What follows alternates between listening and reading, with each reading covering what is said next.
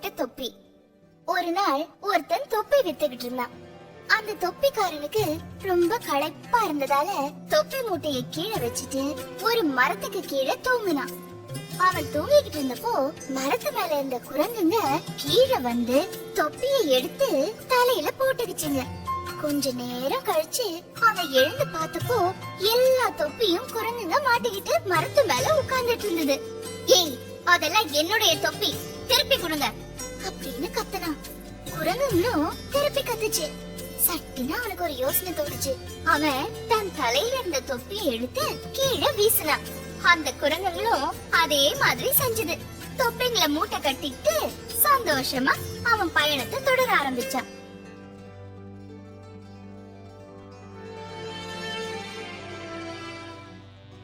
ஏமாந்த சிங்கம். ஒரு நாள் ஒரு சிங்கம் ஆத்துல தண்ணி குடிச்சிட்டு இருந்தது. கரையோட மறுபக்கத்துல ஒரு கழுதை தண்ணீர் குடிச்சிட்டு இருந்தது. இந்த சிங்கம் எப்படியாவது மதிய உணவுக்கு அந்த கழுதையை பிடிக்க வேண்டும் அப்படின்னு நினைச்சு கழுதைய பார்த்து, கழுதையாரே, கரையின் அந்த பக்கம் குதிரைகள் இருக்கிறதா? நான் அவர்கள் பாடுவதை கேட்க வேண்டும் அப்படின்னு சொல்லுச்சு. கழுதைக்கு சந்தேகமே வரல.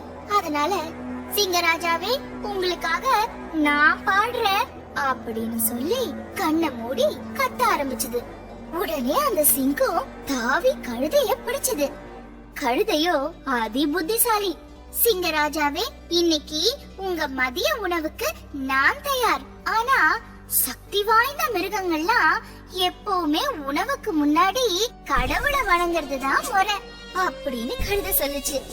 சிங்கம் எப்பவும் தன்னைத்தானே அதிக சக்தி வாய்ந்த மிருகமா கருதுனதுனால கண்களை மூடி கடவுளை வணங்குச்சு. சந்தர்ப்பம் கிடைச்சதும் கழுதை தப்பி ஓடியே போச்சு.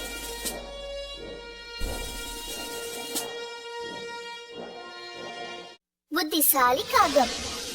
சிண்டு அப்படின்னு ஒரு புத்திசாலி காகம். அது உணவு தேடி வீட்டுக்கு வெளியில போச்சு. வெயில் அதிகமா இருந்ததால சிண்டுவுக்கு ரொம்ப தாகம் எடுத்துச்சு. சிண்டு தண்ணிய தேடி அங்கேயும் இங்கேயும் அலைஞ்சுது. ஆனா எங்கேயும் தண்ணி கிடைக்கல.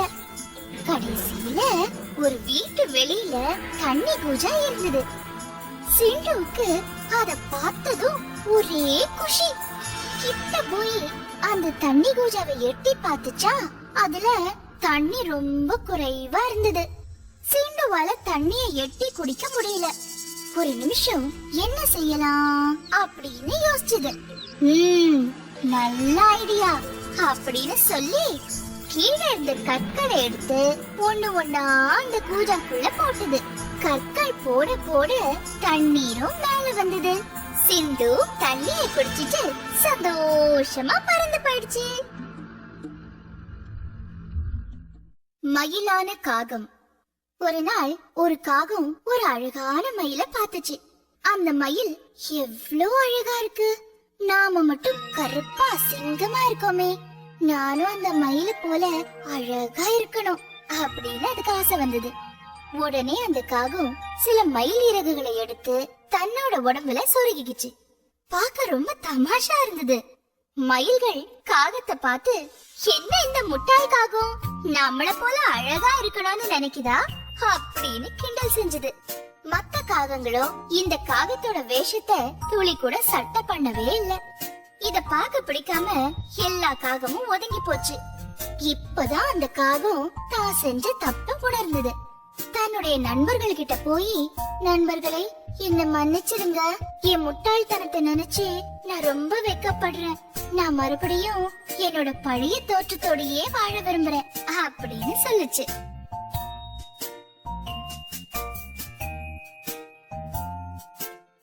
முட்டாள் காகம்.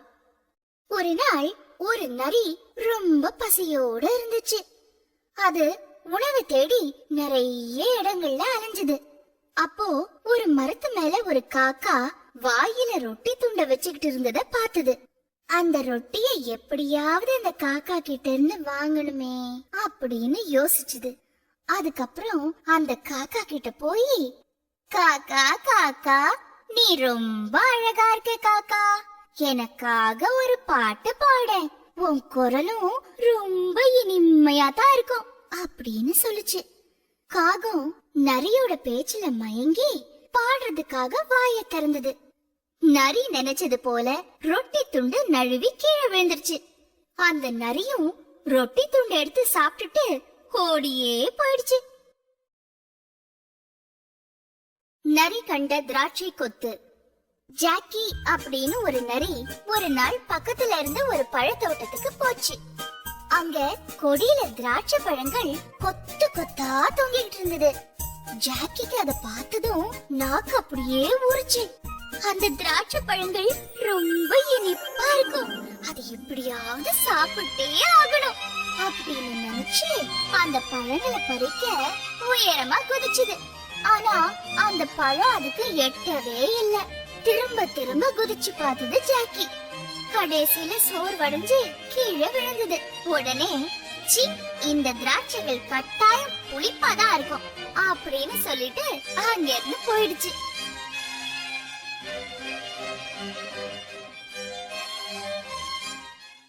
நாய்க்குட்டியின் எலும்பு. ரோஜர்னு ஒரு குறும்புக்கார நாய்க்குட்டி. எலும்பு துண்டுன்னா அதுக்கு ரொம்ப பிடிச்ச உணவு. ஒரு நாள் சாலையில நடந்து போயிட்டு இருக்கும்போது ஒரு சுவையான எலும்பு துண்டு அதுக்கு கிடைச்சது. அந்த எலும்பு துண்டு வாயில கவ்விக்கிட்டு, இன்னைக்கு எனக்கு நல்ல விருந்து அப்படின்னு மகிழ்ச்சியா வீட்டுக்கு வந்துட்டு இருந்தது. வர்ற வழியில ஒரு பாலத்தை கடக்கும் போது கீழே தண்ணிய எட்டி பார்த்தது. அங்க ஒரு நாய் வாயில எலும்பு துண்டை வச்சுட்டு இருக்கிறத பார்த்தது. ரோஜருக்கு கொஞ்சம் பேராசை ஜாஸ்தி. அந்த எலும்பு எனக்கே வேணும், எப்படியாவது அந்த நாய்கிட்ட இருந்து அதை பிடுங்கிடணும் அப்படின்னு நினைச்சது. கத்தி பயமுறுத்தி அந்த நாய்கிட்ட இருந்து எலும்பை பறிக்க நினைச்சு வாய திறந்தது. எலும்பு நழுவே தண்ணிக்குள்ள விழுந்துருச்சு. பாவம் ரோஜர், தண்ணிக்குள்ள தெரிஞ்சது தன்னுடைய பிம்பம் தான் உணராம இருந்த ஒரு எலும்பையும் பறி கொடுத்துருச்சு.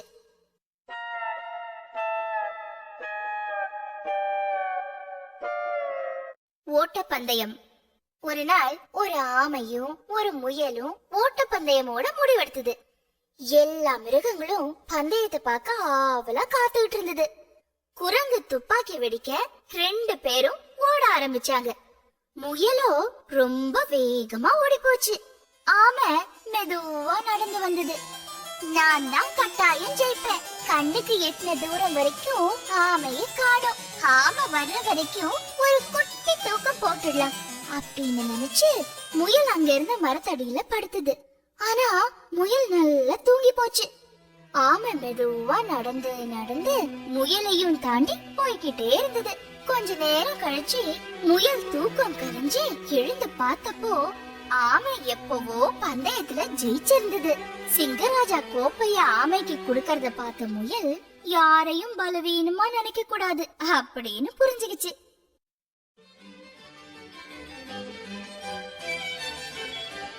நான்கு மாடுகள். ஒரு காட்டுல 4 மாடுங்க ரொம்பவும் நட்பா இனப்பிரியாம வாழ்ந்துட்டு வந்தது. ஒண்ணு விட்டு ஒண்ணு எப்பவும் பிரியாம சாப்பிடும் போதும் தூங்கும் போதும் சேர்ந்தே இருந்தது. இவங்களோட ஒற்றுமையால எதிரிட்டு யாரையும் தாக்கவே முடியல. அந்த காட்டுல வாழ்ந்த ஒரு நரிக்கு சரியா உணவு கிடைக்காம அது ரொம்ப கஷ்டப்பட்டுச்சு. நான் ஏதாவது செஞ்சு இவங்களோட ஒத்துமையை கெடுக்கணும் அப்படின்னு நினைச்சது. அதுபடி ஒவ்வொரு மாடும் மத்த மாடுகளை விட்டு கொஞ்ச தூரம் தள்ளி இருந்த சமயமா பார்த்து அதுகிட்ட போய், நண்பனே, உனக்கு தெரியுமா, உன்னோட அந்த 3 நண்பர்களும் அதோ தெரியுதே அந்த பசுமையான புல்வெளிக்கு போய் உனக்கு தெரியாம மேயணும்னு பேசிக்கிட்டு இருந்ததை நான் கேட்டேன் அப்படின்னு சொல்லுச்சு. இத கேட்ட அந்த மாடுக்கு கோபம் வந்து, அப்படியா விஷயம், அவங்களுக்கு முன்னால நான் அங்க போறேன் அப்படின்னு சொல்லி தனியா அங்க போச்சு. இப்படி ஒரு சந்தர்ப்பத்துக்காக காத்துக்கிட்டு இருந்த சிங்கம் மாடுகளை ஒன்னொன்னா சாப்பிட்டு சாப்பிடுது. நரிக்கு உணவு கிடைச்சதுல ஒரே சந்தோஷம்.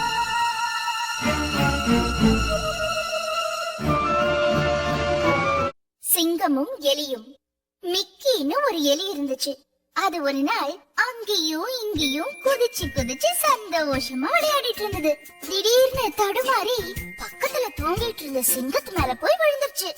கோபம் அடைஞ்ச சிங்கம் எலிய கையில பிடிச்சு உன்னை சாப்பிட்டுருவேன் அப்படின்னு பயமுறுத்துச்சு.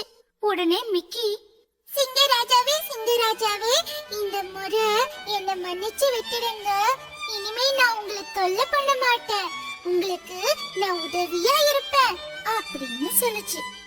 சின்ன எலிய பார்க்க பாவமா இருந்ததால சிங்கம் அந்த எலிய விட்டுடுச்சு. இந்த சிறு எலி எனக்கு உதவுவதா அப்படின்னு எண்ணி சிரிச்சது. கொஞ்ச நாள் போச்சு. ஒரு வேடனோட வலையில சிக்கின சிங்கம் கத்திக்கிட்டே இருந்தது.